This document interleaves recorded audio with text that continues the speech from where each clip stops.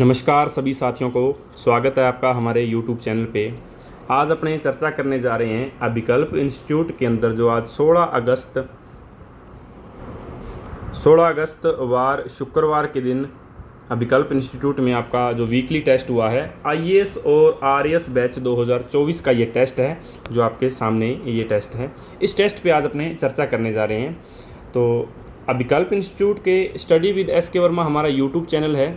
हमारे weekly test होते हैं कोचिंग सेंटर के अंदर, जो हर गुरुवार के दिन होते हैं। कल गुरुवार के दिन 15 अगस्त होने के कारण आज शुक्रवार को ये टेस्ट लिया जा रहा है। तो इसके जितने भी आंसर की हैं आपको study with SK Verma YouTube channel पे मिल जाएंगी, आप जाके देख सकते हैं। और अभिकल्प इंस्टीट्यूट नाम हमारे 2 YouTube चैनल हैं, अभिकल्प इंस्टीट्यूट और स्टडी विद SK वर्मा। आप किसी पे भी जाके आंसर की देख सकते हैं। इसके अलावा हमारी वेबसाइट है abhikalpinstitute.com, इस पर आप विजिट कर सकते हैं। जो डेली करंट अफेयर्स के प्रश्न इस साइट पे अपलोड किए जाते हैं। और हमारा टेलीग्राम चैनल है अभिकल्प इंस्टीट्यूट, इस पर आप भर्ती संबंधी जानकारियों के लिए आप हमारा टेलीग्राम चैनल ज्वाइन कर सकते हैं।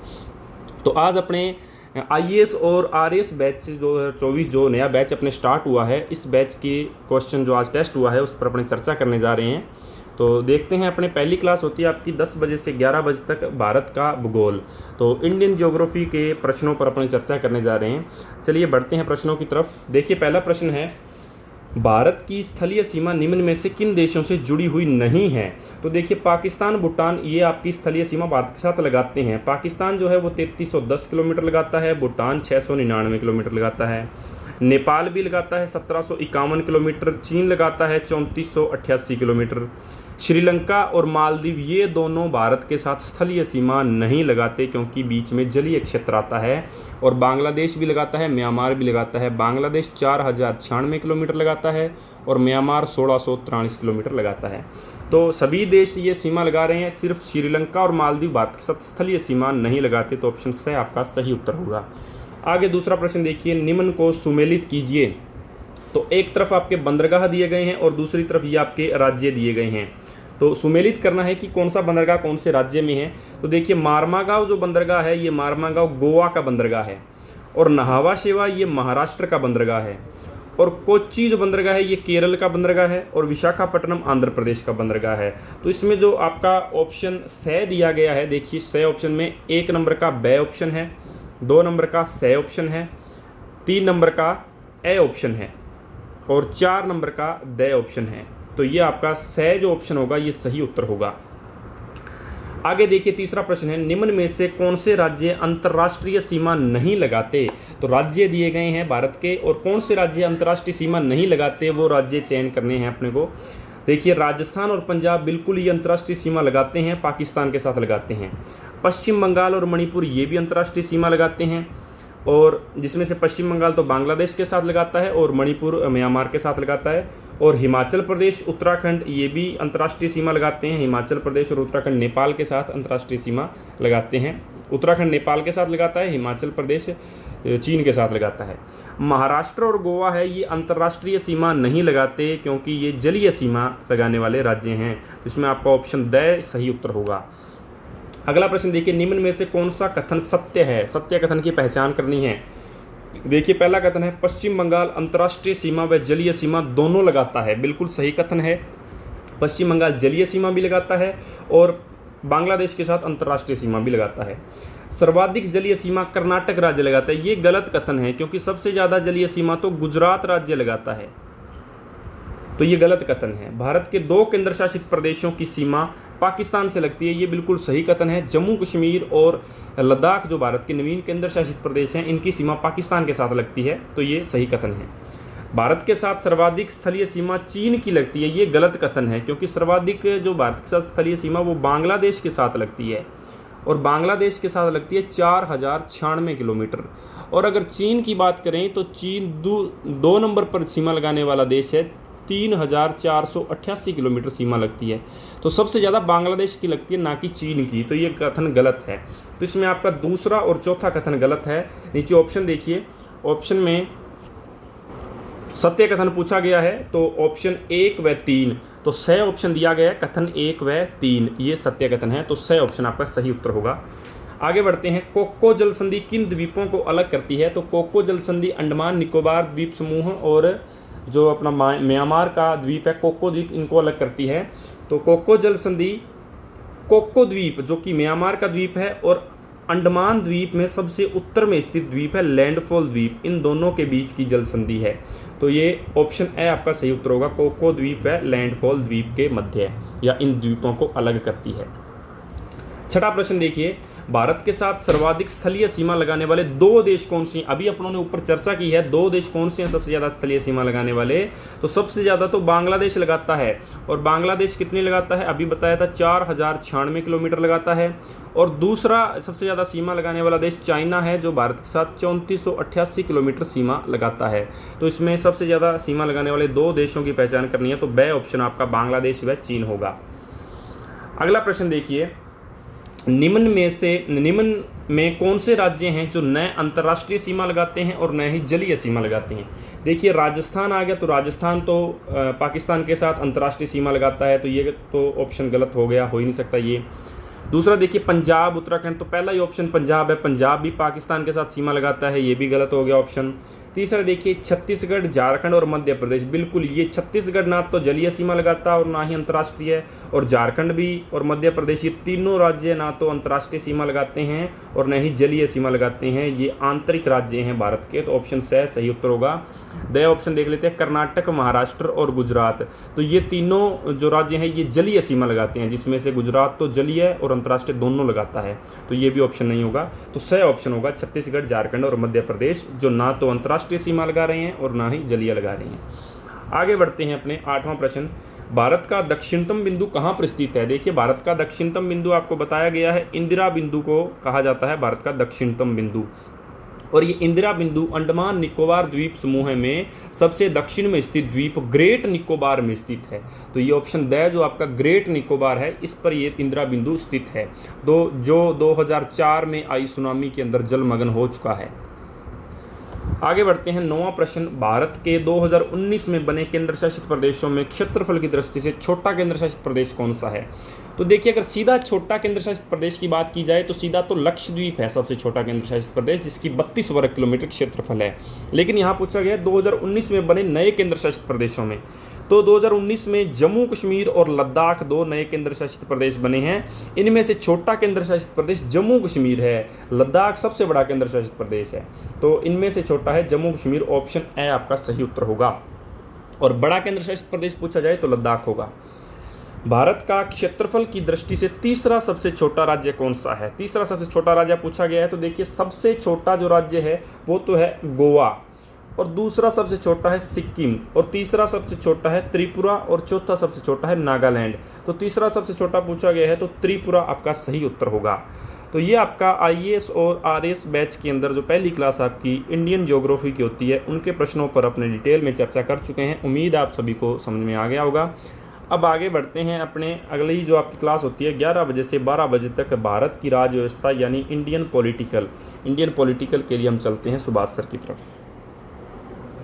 तो देखिए भी इंडियन पॉलिटी के अंदर पहला जो प्रश्न है वो है, निम्न में से किस अधिनियम के तहत भारत से बर्मा को, तो देखिए भारत से बर्मा को अलग किया गया था भारत परिषद अधिनियम 1935, इंडियन काउंसिल एक्ट 1935 जो है 1935 के अधिनियम के तहत भारत से बर्मा को अलग कर दिया गया था, जो कि अब अलग देश है जिसको म्यांमार के नाम से जाना जाता है। इसके बाद नेक्स्ट देखिए, किस अधिनियम द्वारा कंपनी का चीन और पूर्वी देशों के साथ चाय के व्यापार का एकाधिकार 20 वर्षों तक बढ़ाया गया? तो ये 1813 का चार्टर एक्ट है। आपको पता है 1813 का जो चार्टर एक्ट है, इसमें चीन के साथ व्यापार और पूर्वी देशों के साथ चाय का जो व्यापार है वो विशेषाधिकार ईस्ट इंडिया कंपनी ने अपने पास रखा। इसके अलावा जो अधिकार थे कंपनी के, जो विशेषाधिकार थे, वो समाप्त कर दिए गए थे। नेक्स्ट देखिए, 1935 के अधिनियम द्वारा स्थापित अवशिष्ट शक्तियां किसे प्रदान की गई? तो देखिए गवर्नर जनरल जो था इसको अवशिष्ट शक्तियां दी गई, यानी संघ व राज्यों के बीच जो पावर है बांटी गई, यानी स्टेट और यूनियन के बीच पावर जो बांटी गई थी। लेकिन जो अवशिष्ट शक्तियों का मतलब होता है जो केंद्र और राज्यों को पावर दी गई, उसके बाद भी अगर कोई शक्तियाँ बच जाती है तो वो गवर्नर जनरल के पास रहेगी। आगे देखिए, भारत के संविधान में केंद्र व राज्यों के बीच शक्तियों का विभाजन किस एक्ट के आधार पर किया गया है? तो 1935 का जो इंडियन गवर्नमेंट एक्ट जो है 1935 जो है 1935 के अधिनियम के तहत भारत में के संविधान में वर्तमान में जो केंद्र व राज्यों में शक्तियों का विभाजन है वो किया गया है। इसके बाद देखिए, प्रारूप समिति के एकमात्र मूल कांग्रेसी सदस्य थे, तो एकमात्र मूल कांग्रेसी सदस्य थे के.एम. मुंशी, कन्हैया लाल, माणिक्य लाल मुंशी। बाकी ये सारे प्रारूप समिति के सदस्य हैं, लेकिन मूल कांग्रेसी जो प्रारंभ में ही कांग्रेस में थे ऐसे एकमात्र सदस्य थे के.एम. मुंशी। नेक्स्ट देखिए, राष्ट्रपति के निर्वाचन पद्धति किस देश के संविधान से ली गई? तो राष्ट्रपति की जो निर्वाचन पद्धति है वो आयरलैंड के संविधान से ली है। आयरलैंड के अंदर जिस प्रकार से राष्ट्रपति का निर्वाचन इलेक्शन होता है उसी प्रकार से भारत में होता है। तो नेक्स्ट देखिए, संघात्मक शासन प्रणाली किस देश से ग्रहण की गई है? तो संघात्मक शासन प्रणाली कनाडा से। दुनिया का पहला जो फेडरल स्ट्रक्चर वाला देश यानी संघात्मक शासन प्रणाली वाला देश है जो कनाडा है। संघात्मक शासन प्रणाली का मतलब होता है स्टेट के अंदर भी जो अलग से सरकार और स्वतंत्र सरकारें स्थापित की जाती है। आपको पता होगा भारत के अंदर एकात्मक और संघात्मक का मिश्रण है, यानी एक सेंट्रल गवर्नमेंट भी है जो पूरे देश पर शासन करती है। इसके अलावा प्रत्येक स्टेट के अंदर एक एक स्टेट गवर्नमेंट भी है, तो इसको संघात्मक शासन प्रणाली कहते हैं। नेक्स्ट है, भारत के संविधान का मूल दस्तावेज किसके द्वारा हस्तलिखित था? तो प्रेम बिहारी नारायण रायजादा जो है इन्होंने मूल दस्तावेज जो है भारत के संविधान का अपने हाथ से लिखा था। नेक्स्ट है, भारत की संविधान सभा की संघ शक्ति समिति के अध्यक्ष कौन थे? तो संघ शक्ति समिति के अध्यक्ष थे पंडित जवाहरलाल नेहरू। इसके बाद देखिए, निम्न में से कौन सा संवैधानिक प्रावधान भारतीय संविधान द्वारा ब्रिटिश संविधान से लिया गया है? तो संसदीय विशेषाधिकार जो है, संसद के जो विशेष अधिकार रहेंगे, सदस्यों के कुछ विशेष अधिकार होते हैं किसी विधेयक पर वोटिंग वगैरह करने के, वो सारी जो बातें हैं ये संसदीय विशेषाधिकार में आती है जो कि ब्रिटेन से लिया है। तो ये थे इंडियन पॉलिटी से संबंधित 10 प्रश्न। चलिए भारत के इतिहास को जानते हैं। भारत के इतिहास में पहला प्रश्न आपका दिया हुआ था, गायत्री मंत्र का उल्लेख ऋग्वेद के कौन से मंडल में है? तो गायत्री मंत्र का उल्लेख जो है 3रे मंडल के अंदर है। अगला है, भारतीय संगीत का जनक किस वेद को कहा जाता है? तो भारतीय संगीत का जनक सामवेद को कहा जाता है। सबसे प्राचीन वेद ऋग्वेद है, गद्य और पद्य में यजुर्वेद है और नवीनतम वेद अथर्ववेद है। नेक्स्ट, अथर्ववेद में पुराणों की कुल संख्या कितनी बताई गई है? 18 बताई गई है। नेक्स्ट है, अशोक के अभिलेखों की लिपि क्या है? तो ब्राह्मी लिपि अशोक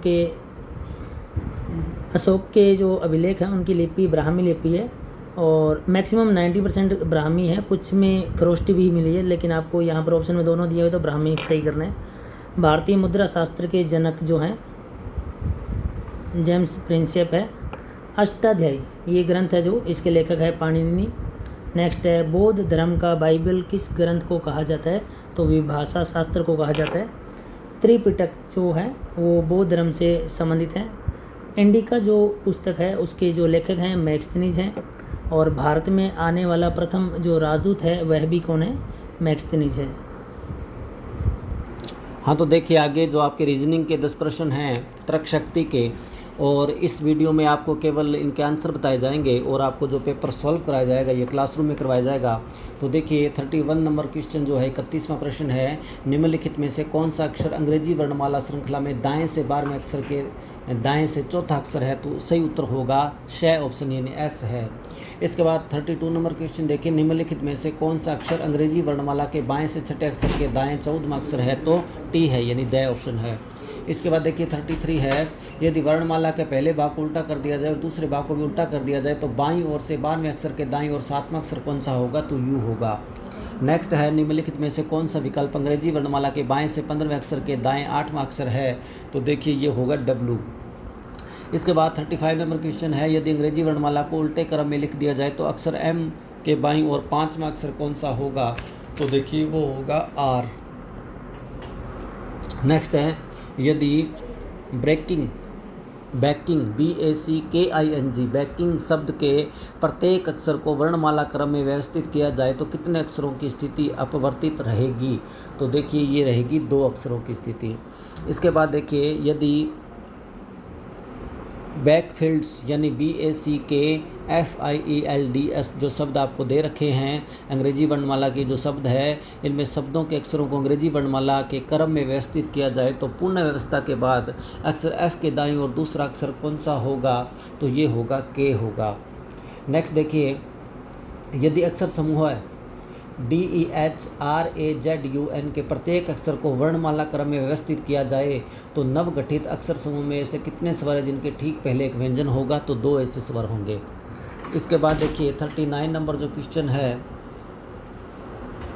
नीचे दिए गए प्रश्नों के शब्दों में अक्षरों में से कितने युग्म हैं जिसमें से प्रत्येक शब्द में उनके बीच उतने ही अक्षर है जितने अंग्रेजी वर्णमाला श्रृंखला में उनके बीच होते हैं? तो सही उत्तर होगा 3 है। इसके बाद देखिए 40 नंबर प्रश्न है, यदि CONSEQUENCES शब्द के पहले और दूसरे अक्षर को आपस में बदल दिया जाए तो तीसरे और चौथे, पांचवें और छठे से आगे भी इसी प्रकार क्रम जारी रहे तो इस प्रकार बने नए शब्द में 9वां अक्षर कौन सा होगा? तो ये होगा C। तो ये आपके थे तर्क शक्ति से संबंधित 10 प्रश्न। इसके बाद देखिए भी मैथ के प्रश्न हैं 10 प्रश्न।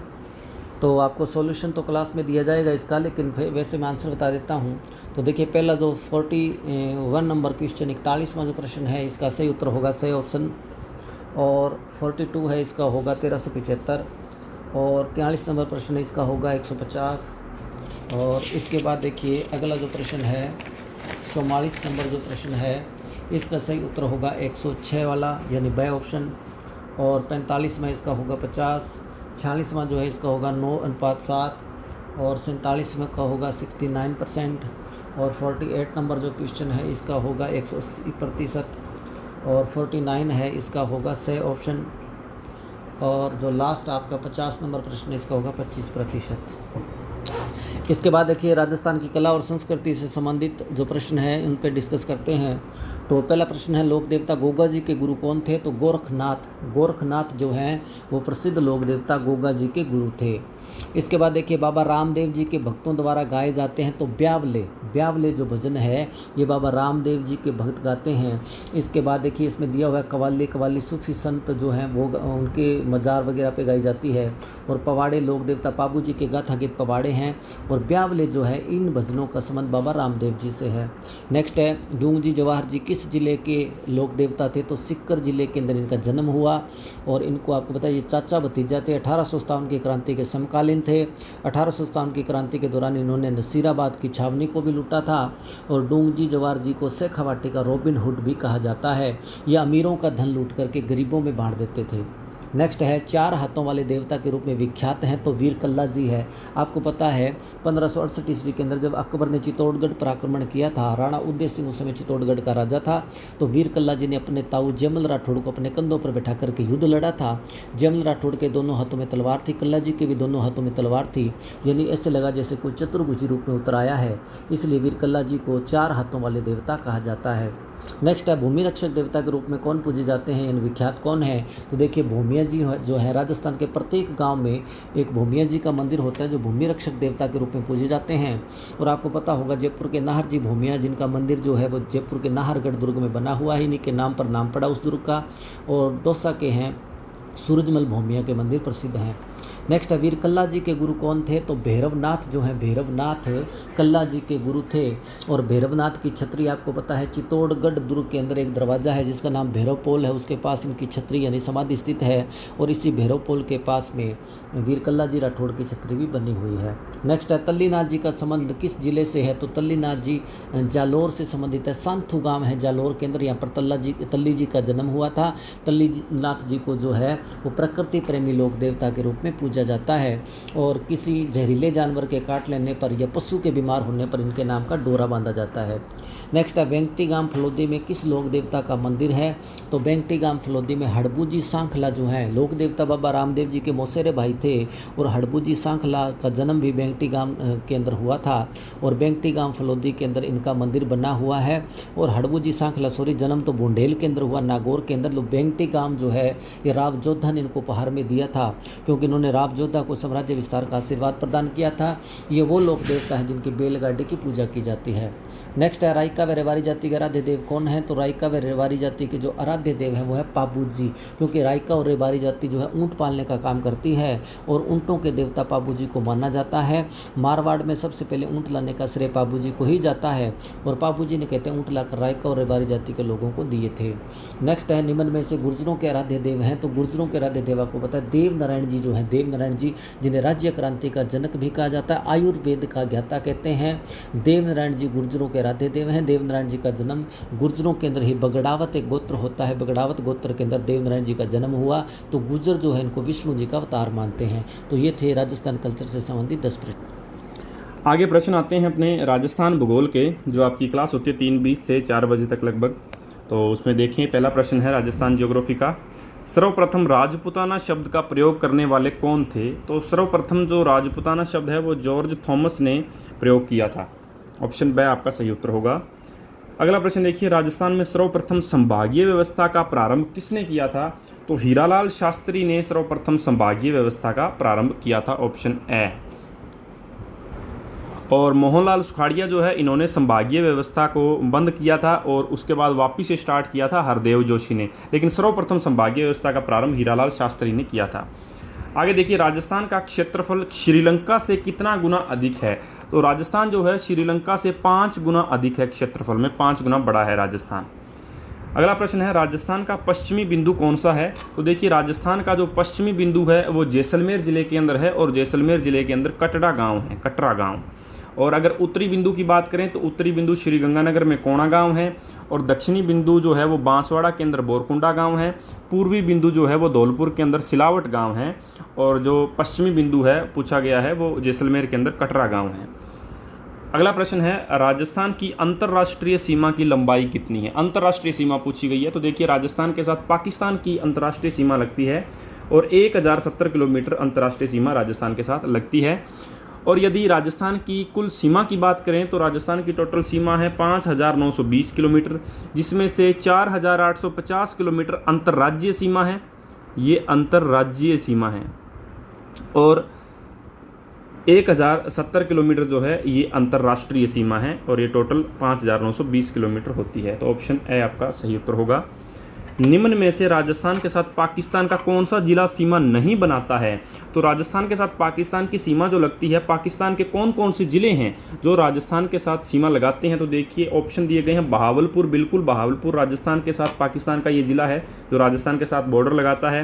रहीम यार खान, ये भी राजस्थान के साथ सीमा लगाने वाला पाकिस्तान का ज़िला है। उमरकोट भी लगाता है। फैसलाबाद जो है ये पाकिस्तान का ज़िला है जो राजस्थान के साथ सीमा नहीं लगाता।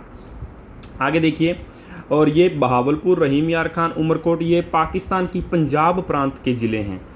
तो पंजाब प्रांत और सिंध प्रांत जो हैं वो राजस्थान के साथ बॉर्डर लगाती है पाकिस्तान की। निम्न में से राजस्थान का कौन सा जिला 2 राज्यों के साथ सीमा लगाता है? तो 2 राज्यों के साथ जो जिला सीमा लगाता है उसकी पहचान करनी है। तो जो डीग है ना, डीग नवीनतम जिला बनाया गया है जो राजस्थान का जिला है, 2 राज्यों के साथ सीमा लगाता है। ये हरियाणा के साथ और उत्तर प्रदेश के साथ सीमा लगाता है। ऑप्शन द, हरियाणा और उत्तर प्रदेश के साथ। निम्न में से कौन सा जिला मुख्यालय अंतर्राष्ट्रीय सीमा से सर्वाधिक दूर स्थित है? तो इनमें से जो धौलपुर है ना, धौलपुर राजस्थान के पूर्व में स्थित जिला है, और ये अंतर्राष्ट्रीय सीमा से सबसे ज़्यादा दूरी पर स्थित जिला मुख्यालय है। तो ऑप्शन स होगा सही उत्तर। और यदि ये पूछ लिया जाए कि अंतर्राष्ट्रीय सीमा पर स्थित जिलों के अंदर सबसे ज़्यादा दूर जिला कौन सा है, तो अंतर्राष्ट्रीय सीमा पर 5 जिले आते हैं राजस्थान के। श्रीगंगानगर, बीकानेर, श्रीगंगानगर, अनूपगढ़, बीकानेर, जैसलमेर और बाड़मेर। इन 5 जिलों में से सबसे ज़्यादा अंतर्राष्ट्रीय सीमा से दूर जिला मुख्यालय वो बीकानेर है, और सबसे ज़्यादा नज़दीक जो है वो अनूपगढ़ है। तो यहाँ सीधा पूछा गया है कि राजस्थान का कौन सा जिला अंतर्राष्ट्रीय सीमा से सबसे ज़्यादा दूर है, तो वो धौलपुर है, और सबसे नज़दीक अगर पूछा जाए तो अनूपगढ़ होगा। और अगला प्रश्न है 79 नंबर प्रश्न, राजस्थान का सबसे न्यूनतम जिलों से सीमा लगाने वाला जिला कौन सा है? सबसे न्यूनतम जिलों से कौन सा जिला सीमा लगाता है? तो देखिए राजस्थान के नवीनतम जिले जो बनाए गए उनमें से 2 जिले हैं, जोधपुर शहरी और जयपुर शहरी। ये दोनों ज़िले हैं, ये एक ज़िलों के साथ ही सीमा लगाते हैं। जोधपुर शहरी तो जोधपुर ग्रामीण ज़िले के साथ सीमा लगाता है, और जयपुर शहरी जयपुर ग्रामीण ज़िले के साथ सीमा लगाता है, यानी कि दोनों ज़िले ही एक ज़िले से सीमा लगाते हैं। तो विकल्प 2 व 3 दोनों, ये दोनों राजस्थान के सबसे न्यूनतम ज़िलों से सीमा लगाने वाले हैं। इस प्रकार है, देखिए ये जयपुर है, जयपुर ज़िला था, इसमें से जो जयपुर शहरी है वो इस प्रकार ज़िला है, ये है जयपुर ग्रामीण, और ये शहरी है। तो ये जयपुर शहरी एकमात्र जयपुर ग्रामीण के साथ सीमा लगा रहा है। और इसी प्रकार जोधपुर है, जोधपुर शहरी जो है वो जोधपुर ग्रामीण के साथ सीमा लगाता है। तो विकल्प 2 व 3 दोनों। आगे देखिए, और यदि ये पूछ लिया जाए कि राजस्थान का कौन सा जिला है जो सर्वाधिक जिलों से सीमा लगाता है, तो जयपुर ग्रामीण कहेंगे। जयपुर ग्रामीण सबसे ज़्यादा जिलों के साथ बॉर्डर लगाता है। लास्ट प्रश्न है राजस्थान ज्योग्राफी का, निम्न में से असत्य कथन की पहचान करनी है। तो असत्य कथन कौन सा है? देखिए, पहला कथन है चित्तौड़गढ़ 2 बार अंतर्राज्यीय सीमा लगाता है। बिल्कुल सत्य कथन है। चित्तौड़ जो है वो 2 बार अंतर्राज्यीय सीमा लगाता है। 2 खंडों में बटा हुआ है ये चित्तौड़गढ़ जिला। दूसरा कथन है अंतर्राष्ट्रीय सीमावर्ती जिलों में अंतर्राष्ट्रीय सीमा के सबसे दूर जैसलमेर जिला मुख्यालय स्थित है। ये कथन गलत है, क्योंकि अंतर्राष्ट्रीय सीमावर्ती जिलों में अंतर्राष्ट्रीय सीमा से सबसे ज़्यादा दूर बीकानेर जिला मुख्यालय है, जैसलमेर नहीं है। तो ये कथन गलत है। तीसरा कथन है राजस्थान के 5 जिले अंतर्राष्ट्रीय सीमा लगाते हैं। तो ये बिल्कुल सही कथन है, क्योंकि राजस्थान के श्रीगंगानगर, अनूपगढ़, बीकानेर, जैसलमेर और बाड़मेर, ये 5 जिले पाकिस्तान के साथ अंतर्राष्ट्रीय सीमा लगाते हैं 1070 किलोमीटर। और चौथा प्रश्न है, यहाँ पर जोधपुर दिया गया है, ये गलत टाइप हो गया, ये आपको चेंज करवा दिया गया था क्लास के अंदर। ये धौलपुर है, यहाँ पर जोधपुर नहीं है, धौलपुर। जोधपुर की जगह धौलपुर दिया गया है। तो धौलपुर जिला 2 राज्यों से सीमा लगाता है। बिल्कुल ये भी कथन सत्य है। धौलपुर जो है वो उत्तर प्रदेश और मध्य प्रदेश 2 राज्यों के साथ सीमा लगाता है। तो अपने 3 इसमें से सत्य कथन है और 1 असत्य कथन है। तो अपने से पूछा गया असत्य कथन की पहचान कीजिए। तो ऑप्शन जो स दिया गया है केवल कथन 2, ये आपका सही उत्तर होगा। तो ये आपके राजस्थान ज्योग्राफी के 10 प्रश्न थे। आगे बढ़ते हैं अपने स्टैटिक्स जीके की तरफ। पहला प्रश्न है स्टैटिक्स जीके का, परमाणु सिद्धांत की खोज किसने की? तो जॉन डाल्टन ने की, ऑप्शन ए। दूसरा प्रश्न है सिंधु घाटी सभ्यता का बंदरगाह वाला नगर कौन सा है? तो लोथल जो है ये बंदरगाह वाला नगर है, जो गुजरात के अंदर है। पंचतंत्र के रचयिता कौन है? तो विष्णु शर्मा जो है वो पंचतंत्र के रचयिता हैं। और कामसूत्र ग्रंथ की रचना किसने की? तो वात्स्यायन ने कामसूत्र ग्रंथ की रचना की थी। 7वीं पंचवर्षीय योजना की समयावधि क्या थी? तो 7वीं पंचवर्षीय योजना जो है 1985 से 1990 के मध्य थी इनकी समयावधि। विश्व व्यापार संगठन यानी WTO, वर्ल्ड ट्रेड ऑर्गेनाइजेशन, जो विश्व के सभी देशों के मध्य होने वाले अंतर्राष्ट्रीय व्यापार का संचालन करता है, इसका मुख्यालय कहाँ पर है? तो जेनेवा के अंदर है, ऑप्शन है। हिमाचल प्रदेश की स्थापना कब की गई? तो 15 जनवरी 1971 को हिमाचल प्रदेश की स्थापना हुई थी। जीव द्रव्य जीवन का भौतिक आधार है, यह कथन किसका है? तो ये हेक्सले का कथन है, ऑप्शन है। न्यूट्रॉन की खोज किसने की थी? तो जेम्स चैडविक ने न्यूट्रॉन की खोज की थी, ऑप्शन द। प्रथम बौद्ध संगीति के अध्यक्ष कौन थे? तो महाकश्यप जो है ये प्रथम बौद्ध संगीति के अध्यक्ष थे। ये आपके स्टैटिक्स जीके के 10 प्रश्न थे। और अब आपका लास्ट पार्ट जो है करंट अफेयर्स का, इसके 20 प्रश्न आपको दिए गए हैं। देखिए, पहला प्रश्न है, हाल ही में मुख्यमंत्री ने जैसलमेर में कितने मेगावाट के सौर ऊर्जा संयंत्र का उद्घाटन किया है? तो इसका उत्तर होगा ऑप्शन से 400 मेगावाट। राजस्थान का दूसरा आयुर्वेद, योग एवं प्राकृतिक चिकित्सा विश्वविद्यालय कहाँ स्थापित होगा? तो ये अजमेर में स्थापित होगा, ऑप्शन ब। 25वें कारगिल दिवस के उपलक्ष्य में अपने सशस्त्र बलों को जाने विषय पर शस्त्र प्रदर्शनी का आयोजन कहाँ किया गया? तो ये बीकानेर में किया गया। राजस्थान में बीजेपी के नए प्रदेशाध्यक्ष कौन बने हैं? तो मदन राठौड़ बने हैं। निःशुल्क दवा योजना के क्रियान्वयन में देश में किस राज्य ने प्रथम स्थान हासिल किया है? तो ये राजस्थान ने प्रथम स्थान हासिल किया है, इसमें ऑप्शन है। राजस्थान में किस जिले के 112 साल पुराने घंटाघर में रूफ टॉप रेस्टोरेंट बनेगा? तो ये जोधपुर के अंदर बनेगा, ऑप्शन है। फ्रांस में होने वाले ओलंपिक गेम्स में किस जिले की बेगम बतूल प्रस्तुति देगी? तो जयपुर जिले की ये रहने वाली हैं, ऑप्शन द। हाल ही में राजस्थान में कब से आंगनवाड़ी चलो अभियान शुरू किया गया था? तो ये 1 जुलाई से शुरू किया गया था, ऑप्शन ब। हाल ही में राजस्थान के गुलाबचंद कटारिया को किस राज्य का राज्यपाल नियुक्त किया गया है? तो इनको हाल ही में पंजाब राज्य का राज्यपाल नियुक्त किया गया है। हाल ही में नशा मुक्ति से संबंधित जागरूकता हेतु मानस अभियान का संचालन किस जिले में किया गया? तो ये हनुमानगढ़ जिले में किया गया। हाल ही में पेरिस ओलंपिक में मनु भाकर ने 10 मीटर एयर पिस्टल में कौन सा पदक जीता है? तो कांस्य पदक जीता है। हाल ही में कारगिल नायक कैप्टन हनीफुद्दीन की प्रतिमा का अनावरण किस राज्य में किया गया है? तो यह केरल राज्य में किया गया है। अंतर्राष्ट्रीय बाघ दिवस कब मनाया जाता है? तो अंतर्राष्ट्रीय बाघ दिवस जो है ये 29 जुलाई को मनाया जाता है, ऑप्शन द। और अखिल भारतीय शिक्षा समागम 2024 का आयोजन कहाँ किया गया, तो ये नई दिल्ली के अंदर किया गया, ऑप्शन ब। सरकार ने 31 मार्च 2027 तक देश भर में कितने प्रधानमंत्री जन औषधि केंद्र खोलने की घोषणा की है, तो 25,000 जन औषधि केंद्र 2024 तक खोले जाने की घोषणा की है, ब ऑप्शन। हाल ही में किसने अपना पहला व्यापक जलवायु परिवर्तन कानून पारित किया है, तो दक्षिण अफ्रीका देश ने यह कानून पारित किया है। और हाल ही में कौन सरीन विश्व के सबसे बड़े म्यूजिकल इंस्टॉलेशन का रिकॉर्ड बनाया है, तो ये अक्षय ने बनाया है, ऑप्शन स। हाल ही में विश्व नेताओं का शिखर सम्मेलन 2024 कहाँ आयोजित हुआ है, तो ये इंग्लैंड की राजधानी लंदन में आयोजित हुआ है। हाल ही में C.T. कुरियन का निधन हुआ, वह कौन थे, तो वह एक अर्थशास्त्री थे, ऑप्शन स।